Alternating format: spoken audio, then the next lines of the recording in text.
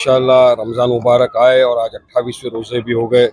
सबसे पहले तो मैं अल्लाह सुब्हानहू तआला से दुआ करूँगा कि तमाम रोज़दारों के रोज़े, नमाज, तिलावत, इबादत को अपनी बारगाह में कबूल फरमाए और तमाम को इसका बेहतर से बेहतर अजर अता फरमाए।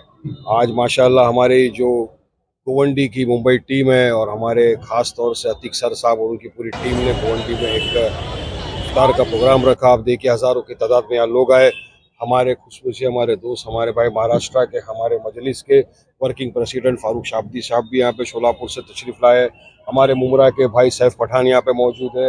अतीक साहब तो है यहाँ पे, अतीक सर तो आप जानते हैं गोवंडी की उनकी पूरी टीम यहाँ पे मौजूद है। एक अच्छा इफ्तार का प्रोग्राम रखा, तमाम लोग आए यहाँ पर मिल के हमने इफ्तार की, साथ में दुआ की देश भर के अंदर अमन शांति बनी रहे। एक अच्छा पैगाम जाता है। देखिए हमारा देश जाना है तो जाता है, गंगा जमनी तहजीबी का हम उदाहरण पेश करते हैं, सेकुलरिज्म की मिसाल पेश करते हैं।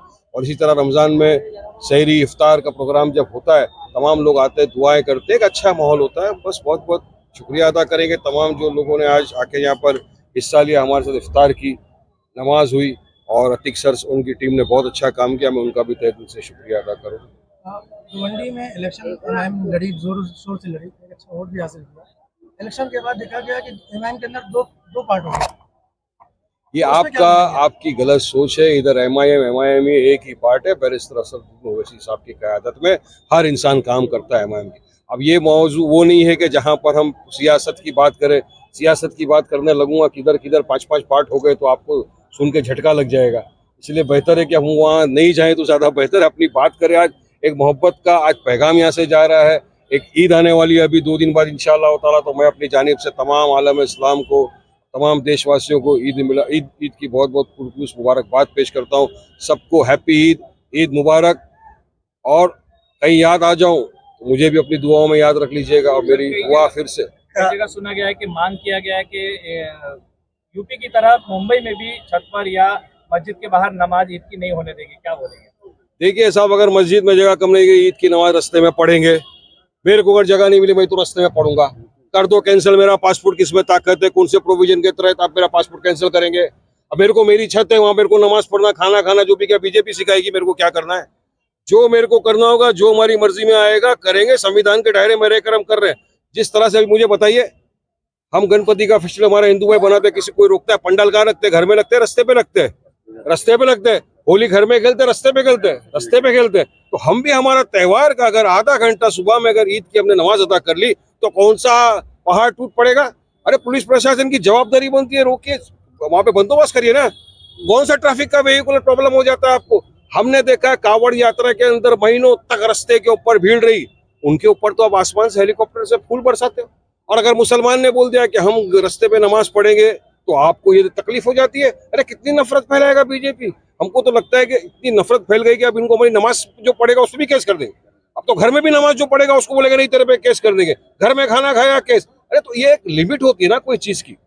संवैधानिक तौर से काम करना चाहिए देश के अंदर। तो इस तरह की अगर दादागिरी डालने से कोई डरता नहीं है। हम तो पढ़ेंगे इंशाअल्लाह ताला नमाज। और अगर मस्जिद में जगह नहीं मिले, रास्ते के ऊपर भी खड़े रह के पढ़ेंगे नमाज। कौन से धारा के तहत आप मेरा पासपोर्ट कैंसिल करके दिखा दो, करके दिखा दो, जाओ देख लीजिए। हरियाणा गवर्नमेंट ने ईद के दिन छुट्टी कैंसिल की है। ये तो माशाल्लाह। और लो, ये मोदी की सौगात और एक मिली है आपको। इतनी सारी सौगातें ईद बांट रहे हैं ना। ईद ही बांट रहे हैं। हाँ, ये तो और एक सौगात मिली है। वो तो 25 करोड़ की आबादी में 32 लाख को ईदी दे रहे। अरे मोदी जी, आप हमको बहुत सारी सौगातें दे चुके हो। हम तो देख रहे हैं गुजरात की राइट से क्या हो रहा है, कितनी सौगातें हमको दी।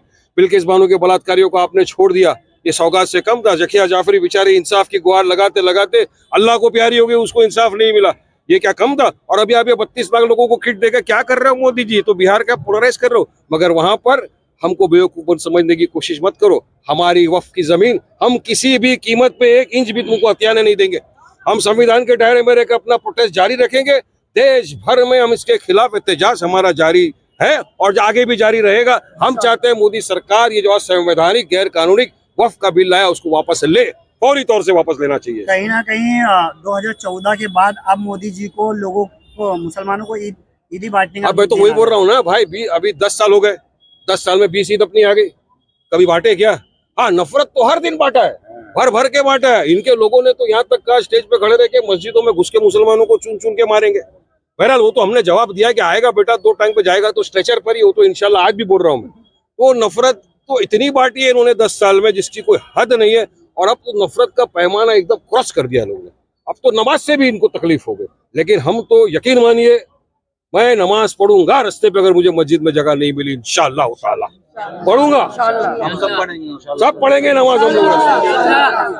आप सोलापुर से यहाँ तशरीफ लाए। नहीं, माशाल्लाह आज मुंबई शहर में गवंडी इलाके में जो हमारे MIM के लास्ट MLA इलेक्शन के कैंडिडेट थे अतीक सर, उनकी तरफ से, उनकी टीम की तरफ से, तमाम बॉम्बे की MIM टीम की तरफ से यहाँ पर जो इफ्तारी का प्रोग्राम रखा गया, निहायत ही बेहतरीन तरीके से अंजाम दिया गया प्रोग्राम है और काफ़ी नूरानी माहौल था।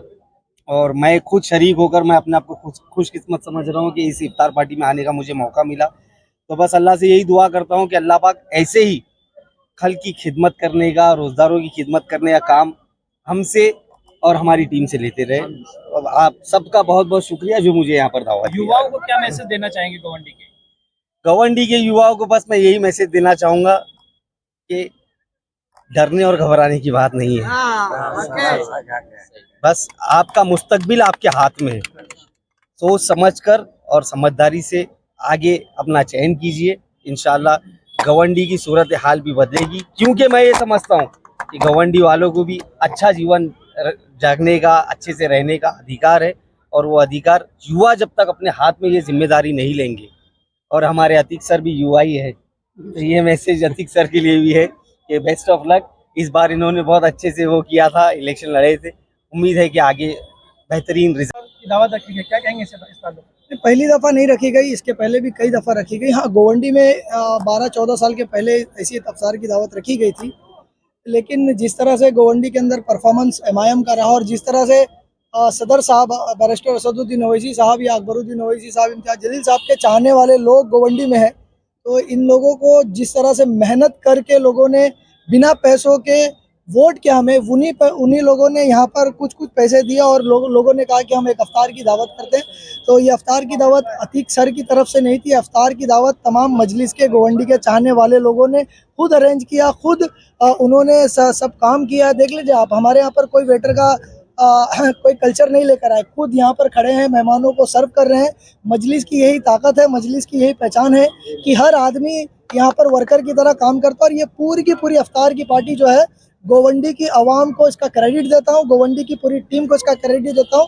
और जो मेहमान यहाँ पर आए, यहाँ पर आकर इस अफ्तार पार्टी को, उन्होंने फारूक शाब्दी साहब हों, वारिस पठान साहब हों, सैफ पठान साहब हों, इन लोगों ने यहाँ पर आकर इस अफ्तार की पार्टी को चार चांद लगाया। मैं सबका बहुत बहुत दिल से शुक्रगुजार हूँ और सबका शुक्रिया अदा करता हूँ।